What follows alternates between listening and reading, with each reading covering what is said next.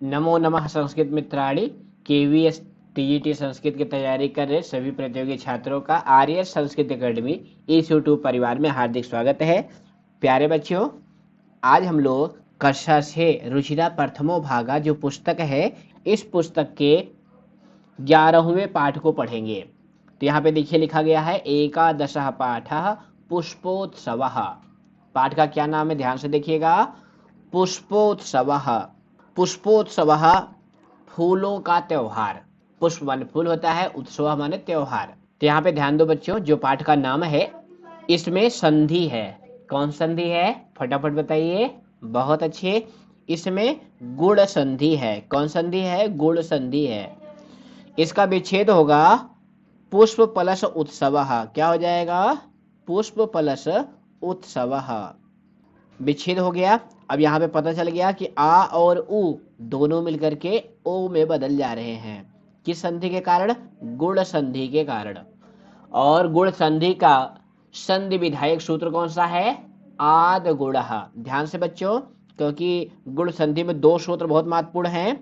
एक है अदेंग गुण। ध्यान से देखिएगा सूत्र को, क्योंकि पाठ के साथ साथ हम व्याकरण पर भी चर्चा करते हैं। पाठ पढ़ना तो बहाना है, व्याकरण के ज्ञान को बढ़ाना है। तो गुण संधि में गुण संज्ञा करने वाला सूत्र है आदेंग गुण। कौन सा है, आदेंग गुण। ये क्या कहता है, हर्ष आ, ए और ओ, इन तीन वर्णों का नाम अर्थात संज्ञा गुण होती है। और जो संधि विधायक सूत्र है वो सूत्र है आद गुण। ध्यान से बच्चों, नहीं गलत कर जाओगे। आद गुण, ये संधि विधायक सूत्र है। तो इसी सूत्र के द्वारा यहाँ पे पुष्प प्लस उत्सव में गुण संधि होकर के आ और उ इन दोनों के स्थान पे ओ हो गया है। तो यह पाठ बच्चों हिंदू और मुस्लिम दोनों संस्कृतियों को मिलाने वाला पाठ है। इसमें ऐसा वर्णन है, एक जो पुष्पोत्सव है, फूलों का त्योहार है, वह हिंदू मुस्लिम समरसता का त्योहार है। तो आइए पाठ को पढ़ते हैं। उत्सव प्रिय भारत देश। जो भारत देश है वो कैसा है, उत्सव प्रिय। भारत देश कीदृशः, ये पेपर में आ सकता है कि भारत देशः कीदृशः अस्ति, तो वहां पे उत्सव प्रिय अन्य विकल्प दे देंगे, तो आपको उत्सव प्रिय ये सही करना होगा। तो भारत देश कैसा है, उत्सव प्रिय है। अत्र, यहाँ पर, अब ये अत्र जो है ये अव्यय पद है। तो अत्र कुत्रचित, यहाँ कहीं पर, कुत्रचित मतलब कहीं पर। हमने आपको पहली वाली वीडियो में बताया था चित और चन। ध्यान से देखिएगा, चित और चन ये दो अव्यय जो हैं अनिश्चयवाची सर्वनाम पद बनाने के लिए या अव्यय पद बनाने के लिए प्रयुक्त होते हैं। जैसे कह प्लस चित बनता है तो कश्चित, तो कश्चित बालकः आगच्छति, कोई बालक आया है। तो ऐसे यहाँ पे कुत्रचित, इसका अर्थ होगा कहीं पर। शस्यो उत्सवः भवति, फसलों का त्योहार होता है। कुत्रचित, कहीं पर। पशुत्सवः भवति, पशुओं का त्योहार होता है। कुत्रचित, और कहीं पर। धार्मिको उत्सवः भवति, धार्मिक उत्सव होता है। कुत्रचित चा, और कहीं पर। यानो उत्सवः, गाड़ियों का उत्सव होता है। आए दिन आप देखते रहते हैं भारत में कहीं वहां गाड़ियों का मेला लगा हुआ है, लोग गाड़ी खरीद रहे हैं, तो उसको क्या बोलते हैं, यानो उत्सवः। अब बच्चों इस पंक्ति में संधि वाले उदाहरण बहुत सारे हैं, तो पाठ के साथ साथ आप संधि के उदाहरण को भी ध्यान से देखते चलिए। तो जो पहला संधि का उदाहरण है वो कौन सा है, शस्यो उत्सवः। अब यहाँ पर भी गुण संधि है आद गुण सूत्र से, इसका विच्छेद होगा शस्त्र प्लस उत्सवः। ध्यान से देखिएगा, क्या होगा, शस्त्र प्लस उत्सवः। उसी तरह से पशु उत्सवः अस्मिन् पदे अपि संधि अस्ति। कः संधि अस्ति, दीर्घ संधि अस्ति, इसमें दीर्घ संधि है। इसका विच्छेद होगा पशु प्लस उत्सवः। पशु में अंत में छोटा ऊ है, उत्सवः का जो आदि वर्ण है वो भी छोटा ऊ है, तो छोटा ऊ मिलकर के पशु उत्सवः इस संधि पद में दीर्घ ऊ में बदल गए हैं। किस संधि के द्वारा, दीर्घ संधि के द्वारा। और दीर्घ संधि का सूत्र क्या है, बहुत प्रसिद्ध है, सबको याद है, क्या है? अकः सवर्णे दीर्घा। सूत्र ध्यान से, क्योंकि आपके पेपर में संधि विच्छेद तो पूछा भी जा सकता है, लेकिन सूत्र 100% पूछा जाएगा, क्योंकि आपके केवीएस के पाठ्यक्रम में साफ साफ लिखा गया है कि पुस्तक आपको 6 से 10वीं की पढ़नी है, लेकिन जो प्रश्न का स्तर होगा वह स्नातक स्तर का होगा। तो संधि का सूत्र आप जरूर याद रखें। धार्मिको उत्सव, इसमें भी गुण संधि है, इसका विच्छेद होगा धार्मिक प्लस उत्सव। यानो उत्सव, इसमें भी संधि है, कौन संधि है? गुण संधि है। यान प्लस उत्सव, यान माने क्या होता है? वाहन अर्थात गाड़ी, और उत्सव माने त्योहार। तो हमें उम्मीद है कि ये गुण संधि आप अच्छे से समझ गए होंगे। एतेषु एव, इनमें से ही, एतेषु, अब यहाँ पे एतेषु, यह एतद शब्द का जो दकारांत एतद सर्वनाम शब्द है उसी का सप्तमी विभक्ति बहुवचन में एतेषु बनता है। इनमें से, अब इनमें से किनमें से? जो यहाँ पे शस्यो उत्सव, धार्मिको उत्सव, यानो उत्सव, पशु उत्सव लिखे गए हैं, इनमें से ही एव, ही अस्ति है, क्या है? अन्यतमः। अन्यतम माने कई में से श्रेष्ठ को क्या कहते हैं? अन्यतम। अन्यतम है यानी श्रेष्ठ है, क्या श्रेष्ठ है? पुष्पोत्सव, फूलों का त्योहार। अयम, यह उत्सव फूल वालों की सैर इत नामनः प्रसिद्ध अस्ति, इस नाम से प्रसिद्ध है। किस नाम से प्रसिद्ध है? फूल वालों की सैर। अब दिल्ली में जो अध्यापक पढ़ाते हैं या जो विद्यार्थी पढ़ते हैं इंटर कॉलेज में, उनको पता होगा कि फूल वालों सैर ये जो है त्योहार होता है, और इस पे विद्यालय में 2 बजे के बाद छुट्टी हो जाती है। अब इसमें नामना अस्मिन् पदे का विभक्ति? शीघ्रं वदन्तु सर्वे। नामना अस्मिन् पदे का विभक्ति? तृतीया विभक्ति। किम वचनम? एक वचनम। नामना में तृतीया विभक्ति है, इसका मूल प्रातिपदिक क्या है? क्योंकि बच्चों बिना प्रातिपदिक जाने, प्रातिपदिक जानते हो ना क्या होता है? मूल शब्द। तो बिना मूल शब्द ज्ञान के आप उसकी विभक्ति का ज्ञान नहीं कर सकते। तो इसका मूल प्रातिपदिक है नामन। ध्यान से देखिएगा, मूल प्रातिपदिक क्या है? नामन। अब नामन जो शब्द है यह नकारांत नपुंसक लिंग शब्द है। कैसे शब्द है? नकारांत नपुंसक लिंग शब्द है। इसका रूप चलते हैं नाम, नामनी, नामानी। नाम, नामनी, नामानी प्रथमा द्वितीय में। तृतीय वचन में क्या बनता है? नामना। तो इसमें जो है तृतीय का एक वचन है। इसी तरह से जो कर्म शब्द है वो भी मूल प्रातिपदिक क्या है? कर्मन। ये भी नकारांत नपुंसक लिंग शब्द है। कर्म, कर्मणि, कर्माणि इसका रूप चलता है। इसी तरह से धर्म, धर्म भी मूल शब्द है इसका धर्मन। ये भी नकारांत नपुंसक लिंग शब्द है, और इसके भी रूप चलते हैं धर्म, धर्मणि, धर्माणि। तो नामन, कर्मन, धर्मन ये सभी नकारांत नपुंसक लिंग शब्द हैं, तो आप इसका ध्यान रखें। इसीलिए जब आप संस्कृत में अपना नाम बताते हैं तो क्या कहते हैं? मम नाम विवेकः अस्ति, मम नाम विशालः अस्ति, मम नाम शालिनी अस्ति। इस तरह से आप अपना नाम बताते हैं। तो वहां नामः नहीं कहते हैं, क्योंकि नाम जो है मूल शब्द है नामन। प्रथमा एकवचन में केवल नाम बनता है, उसमें हलंत विसर्ग कुछ नहीं लगता, केवल नाम ही लिखा जाता है। मम नाम विवेकः अस्ति इत्यादि। और क्या महत्वपूर्ण बात है बच्चों, जो यहाँ पे प्रसिद्ध पद है इसमें भी क्यत प्रत्यय है, प्रा उपसर्ग है, सिद्ध धातु है और क्यत प्रत्यय है। तो प्रसिद्धा में क्यत प्रत्यय है। आगे देखिए, देहल्याह, देहली के, मेहरौली क्षेत्रे, मेहरौली क्षेत्र में, अक्टूबर मासे, अक्टूबर के महीने में, अस्य आयोजनम भवति, इसका आयोजन होता है। किसका? इस पुष्पोत्सव का, इस फूल वाले त्योहार का। कहाँ आयोजन होता है? दिल्ली अर्थात दिल्ली के मेहरौली क्षेत्र में। और किस महीने में? अक्टूबर मासे। ये भी प्रश्न आ सकता है आपके पेपर में। पुष्पोत्सव कस्मिन् मासे मन्यते, पुष्पोत्सव जो है किस महीने में मनाया जाता है? तो किस महीने मनाया जाता है? अक्टूबर मासे, अक्टूबर महीने के। अस्मिन अवसरे, इस अवसर पर, तत्र वहां कहाँ? दिल्ली के मेहरौली क्षेत्र में, बहुविधानि पुष्पाणि दृश्यन्ते, बहुविधानि अनेक प्रकार के, पुष्पाणि फूल, दृश्यन्ते दिखाई देते हैं। यानी इसके आयोजन के अवसर पर वहां पर अनेक प्रकार के फूल दिखाई देते हैं। अब यहाँ दृश्यन्ते में यह कर्मवाच्य क्रियापद है। आप सभी जानते हैं कर्मवाच्य क्रियापद में धातु और प्रत्यय के बीच में कर्मण युक एक सूत्र से या लग जाता है, इसीलिए पठत से क्या बनता है? पठ्यते।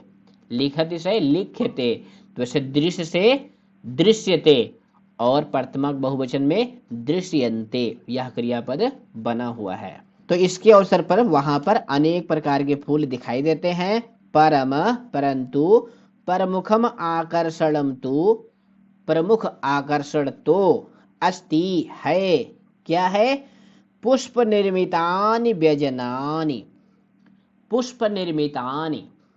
अब ये समास का उदाहरण है, का विग्रह होगा पुष्पैहि निर्मितानि, फूलों के द्वारा बना हुआ। व्यजनानि, पंखे। व्यजन माने क्या होता है बच्चों? पंखे। यहाँ पे ध्यान दीजिएगा, यह व्यंजन नहीं है, क्योंकि व्यंजन इस तरह से लिखते हैं। देखिए यहाँ पे या और जा के बीच में इया होता है संस्कृत में, और हिंदी में या के ऊपर अनुस्वार होता है व्यंजनम। तो वो खाने वाला पकवान है, लेकिन जिसका अर्थ पंखा होता है उसको क्या कहते हैं? व्यजनम। और उसी का प्रथमा विभक्ति बहुवचन में बनता है व्यजनानि, व्यजनम, व्यजने, व्यजनानि। तो प्रमुख आकर्षण का केंद्र होता है फूल से बने हुए पंखे। और यहाँ पर देखो बच्चों, चित्र में एक फूल से बना हुआ पंखा दिखाई दे रहा है। जनाः, लोग, एतानि पुष्प व्यजनानि, लोग इस फूल के पंखे को योग माया मंदिरे, योग माया मंदिर में, बख्तियार काकी इति अस्य समाधि स्थले च अर्पयन्ति। वहां पे बच्चों दोनों धर्मों के धार्मिक स्थल हैं। एक हिंदू धर्म का है योग माया मंदिर, और मुस्लिम धर्म का है बख्तियार काकी का समाधि स्थल। तो लोग योग माया मंदिर में और बख्तियार काकी की समाधि पर इस फूल से बने हुए पंखे को अर्पित करते हैं, चढ़ाते हैं। अब लोग कैसे कैसे फूलों के पंखे चढ़ाते हैं ये आगे बता रहे हैं। केचन, कुछ लोग। अब केचन पद कैसे बना है बच्चों, यहां भी ध्यान दीजिएगा। का कौ के, जो पुल्लिंग का प्रथमा विभक्ति बहुवचन के बनता है उसी में चन लगा दिया गया, तो क्या बन गया? केचन। केचन माने कोई। तो केचन कोई, पाटल पुष्पैः निर्मितानि, पाटल मतलब गुलाब के फूलों से बने हुए। केचन कर्णिकार पुष्पैः, और कुछ कनेर के फूलों से बने हुए। अन्ये च जपा कुसुमैः, और अन्य लोग जपा के फूलों से। अपरे मल्लिका पुष्पैः, और जो अन्य लोग हैं वो मल्लिका के फूल। मल्लिका माने क्या होता है बच्चों? चमेली का फूल। और जपा माने क्या होता है? गुड़हल का फूल। इतरे चा, और अन्य लोग गेंदा पुष्पैः, गेंदा के फूल से। निर्मितानि व्यजनानि नयन्ति, निर्मित पंखे ले जाते हैं। अब यहाँ पे बच्चों नयन्ति इस क्रियापद में नी धातु है। कौन सी धातु है? ध्यान देखिएगा, नी। नी माने क्या होता है? ले जाना। उसका रूप चलता है नयति, नयतः, नयन्ति।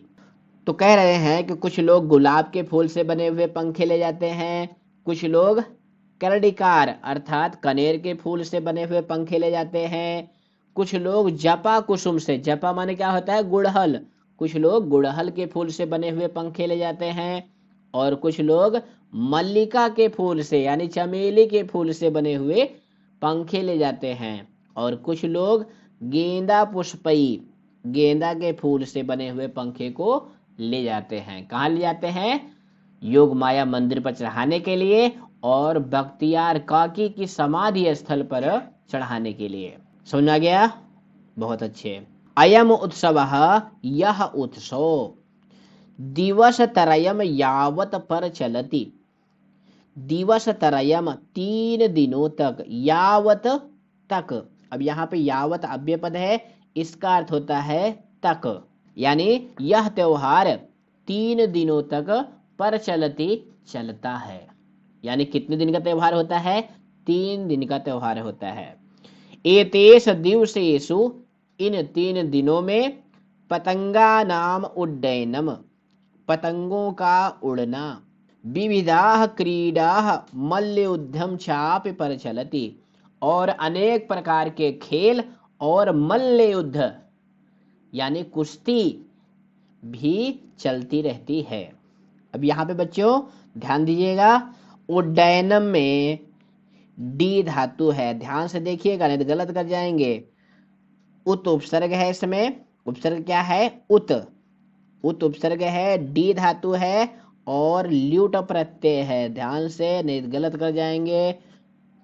उत उपसर्ग है, डी धातु है, ल्यूट प्रत्यय है। अब जो डी धातु है इसका अर्थ होता है उड़ना, और यह जो आपका चौथा गढ़ है दिवादिगढ़, उस गढ़ की धातु है। धातु भी समझिए, उसका अर्थ भी समझिए, और वह किस गढ़ की धातु है यह भी याद रखिए। और चाप में दीर्घ संधि है, चा प्लस अपि, इसका संधि विच्छेद पद होगा, चा प्लस अपि, तो क्या बन जाएगा? चापि, दीर्घ संधि में। प्रचलित में प्र उपसर्ग है और चल धातु है। तो इस तरह बच्चों पाठ में जो व्याकरण आ रहे हैं ना, इनको कॉपी में नोट करते रहिए, तो आपको अलग से व्याकरण के उदाहरण याद नहीं करने पड़ेंगे, बस केवल आपको अलग से सूत्र याद करने पड़ेंगे, संधि समझनी पड़ेगी, लेकिन एग्जाम्पल आपको इन्हीं पाठों से ही याद करना है। तो आगे देखिए, विगतेभ्यः 200 वर्षेभ्यः, विगत 200 वर्षों से, पुष्पोत्सवः, यह फूलों का त्योहार, जनान आनंदयति, लोगों को आनंदित कर रहा है। विगत 200 वर्षों से यह फूलों का त्योहार लोगों को आनंदित कर रहा है। अब आनंदयत में आ उपसर्ग है, कौन सा उपसर्ग है? आ उपसर्ग है और नंद धातु है। नंद धातु का अर्थ होता है आनंदित करना, और यह जो आपका चुरादीगढ़ है, 10वां गढ़ है, उस गढ़ की धातु है। तो विगत 200 वर्षों से यह फूलों का त्योहार लोगों को आनंदित कर रहा है। मध्य बीच में, इयम परंपरा, यह परंपरा। अब ये जो इयम आया हुआ है, इयम माने क्या होता है? यह स्त्रीलिंग में प्रयुक्त पद है। इसका जो मूल प्रातिपदिक है वह है इदम, पिछली वीडियो में भी हमने बताया था और आज पुनः बता रहे हैं। जो इयम आया हुआ है इसका मूल प्रातिपदिक है इदम, सर्वनाम शब्द है, मकारांत है। इसका पुल्लिंग में बनता है अयम, स्त्रीलिंग में बनता है इयम, और नपुंसक लिंग में बनता है इदम। तो इयम परंपरा, यह परंपरा, अस्थगिता आसीत, बीच में यह परंपरा स्थगित थी, यानी ये फूलों का त्योहार नहीं मनाया जा रहा था। परंतु स्वतंत्रता प्राप्ति पश्चात, स्वतंत्रता मिलने के बाद, इयम मनोहारिणी परंपरा, यह मन को हरने वाली परंपरा, पुनः समारब्धः, पुनः प्रारंभ कर दी गई। अब यहाँ पे समारब्धा में सम उपसर्ग है, ध्यान से देखिएगा, और आ उपसर्ग है और रब धातु है। रब माने क्या होता है? आरंभ करना, और क्यत प्रत्यय है, बड़ा सा है, ध्यान से देखिएगा। सम उपसर्ग है, आ उपसर्ग है, रब धातु है और क्यत प्रत्यय है, तो क्या बन गया? समारब्धा। समारब्ध बनेगा, फिर उसमें टाप लगा करके समारब्धा बना हुआ है, क्योंकि ये परंपरा के विशेषण के रूप में आया हुआ है, इसलिए ये स्त्रीलिंग में प्रयुक्त है। तो ये टाप प्रत्यय का भी उदाहरण है, क्योंकि समारब्ध में टाप लग करके ही समारब्धा बनता है। पुष्पोत्सव, फूलों का त्योहार, अद्यापि, आज भी, सो उल्लासम, उल्लास पूर्वक, सो उत्साहम, उत्साह पूर्वक, चा पर चलती, प्रचलित है। यानी जो फूलों का त्योहार है आज भी उल्लासपूर्वक और उत्साहपूर्वक मनाया जा रहा है। अब यहाँ पे बच्चों सो उल्लासम और सो उत्साहम ये दोनों समास के उदाहरण हैं। इसका विग्रह होगा, पहले का होगा उल्लास सहितम। ध्यान से देखिएगा क्या होगा, उल्लास सहितम, क्योंकि जो सा आता है वो सहित के अर्थ में आता है और उसके साथ जो प्रयुक्त पद होता है उसमें तृतीया होती है। तो सो उल्लासम का अर्थ होगा उल्लास सहितम, उल्लास से युक्त। उसी तरह से सो उत्साहम का अर्थ होगा उत्साह सहितम। ध्यान से समझते चलिए समाज को, इसमें समास है तो क्या इसका विग्रह होगा उत्साह सहितम, और सोल्लासम का उल्लास सहितम। और प्रचलित में पर उपसर्ग है, चल धातु है, और लट लकार वर्तमान काल प्रथम पुरुष एक वचन का क्रियापद है। तो बच्चों इस तरह से आप पाठ भी पढ़ रहे हैं, साथ ही साथ पाठ में आए हुए व्याकरण को भी समझ रहे हैं, और जहां तक संभव हो पा रहा है हम आपको उसका सूत्र भी बता रहे हैं। तो इस तरह से बच्चों पाठ पढ़ना बहाना है, व्याकरण के ज्ञान को बढ़ाना है और केवीएस में सिलेक्शन पाना है। तो प्लीज बच्चों अगर आप चैनल पर नए हैं और अभी तक सब्सक्राइब नहीं किया है तो जरूर सब्सक्राइब कर लें और वीडियो को लाइक करना ना भूलें। नमः संस्कृताय, जयतु संस्कृतम, जयतु भारतम, जय हिंद।